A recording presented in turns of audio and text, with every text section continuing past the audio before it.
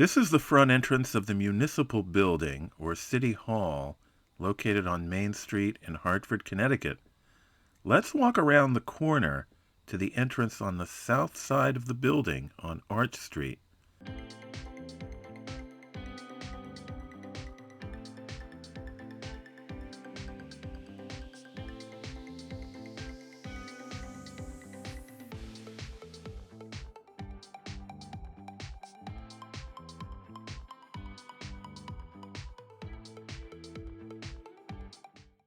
Two stone lions have guarded the entrance here since about 1912, but these lions are much older than that. They were originally made for the Phoenix National Bank almost a century before they came to City Hall. The bank was located on Main Street, in the block between Pearl and Asylum Streets, across from the old State House. Today that area is dominated by the 26-story building at 777 Main Street, here on the left. It was built in 1967 for the Hartford National Bank and Trust Company and was converted to apartments in 2014. Next door is the Corning Building, erected in 1929. The Phoenix Bank was located on the north part of 777 Main, about where the red arrow is pointing. Here's a postcard from about 1930. With a view of Main Street looking south. The block between Pearl and Asylum is on the right. Focusing in, there's the same 1929 Corning building which still exists today. The three buildings to the south would be demolished in the 1960s to make way for 777 Main Street. The Connecticut Mutual Life Insurance Company building, which by the time of this postcard was the Connecticut National Bank and Trust. Then there's the State Bank, and then the Phoenix National Bank. The one pictured in the postcard here was actually the last of 4 Phoenix Bank buildings that stood here on this spot from 1817 to 1964. Here's a stereograph image of the same area in the 1860s, showing the block of Main between Pearl on the south and Asylum Street on the north. Near the center of the block is the original Phoenix Bank building, the first of the 4. The Phoenix Bank was incorporated in 1814 and became the Phoenix National Bank in 1865. When the first structure was erected in 1817, it was Hartford's first marble building. It immediately became a landmark, and the platform in front often served as a reviewing stand during parades, including one that welcomed Lafayette to the city on September 3, 1824. In 1827, the original wooden Phoenix was replaced by one made of stone, and 2 wings were added to the building that were rented out as retail spaces. On the roof of each wing was a marble lion, the very same ones that guard the Arch Street entrance to City Hall today. This first Phoenix Bank building was replaced by the second Phoenix Bank building, which was erected in 1873 to 1874. This one was designed by the architect George Keller, who also designed Hartford's Soldiers and Sailors Arch and many other buildings in the city. The contractor builder was James G. Batterson, owner of the New England Granite Works and founder of Travelers Insurance Company.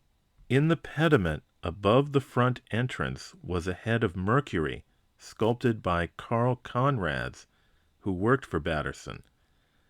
The building still had retail stores, but they were now in basements on either side of the front entrance. As for the stone lions, they were moved from the roof to the sidewalk, and it was here that they would remain for the next 38 years. The bank would enlarge and completely remodel its 1874 building in 1905 to 1906. Creating its third facade on Main Street. As the Hartford Courant reported on August 2, 1905, quote, "The plan of alterations calls for practically a new building, The Main Street front of the present structure will be entirely changed. When the job is completed, the Phoenix National Bank and the American National Bank, which has quarters on the second floor of the old building, will be located on the first story, entrance to them being gained by a step 6 inches above the sidewalk." Unquote. This last alteration was a significant change. Comparing the 1874 building with the 1906 building, the entrances are quite different. As explained in another article from the Current of January 14, 1905, the 1874 building, quote, "though a comparatively modern bank structure, possesses the disadvantage of being so built that the best business portion must be reached by a flight of steep steps. Modern banking methods require that the bank shall be closer to the people, on a grade with the street, so that people can do business quickly and get out.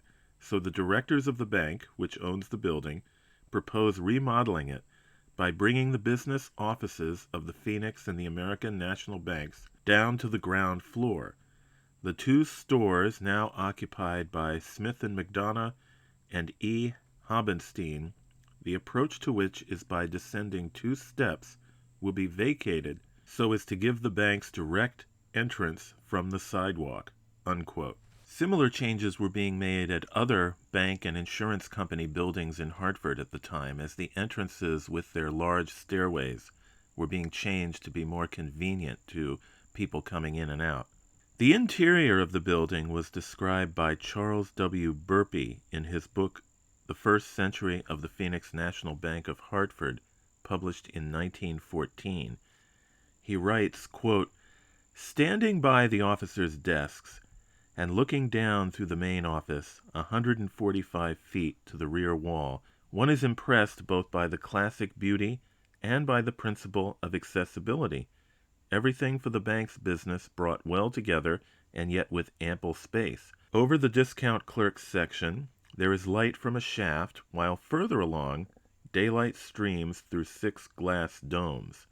A remarkable feature for the first floor of a large office building, and made possible by the 1-story addition in the rear, built in 1905.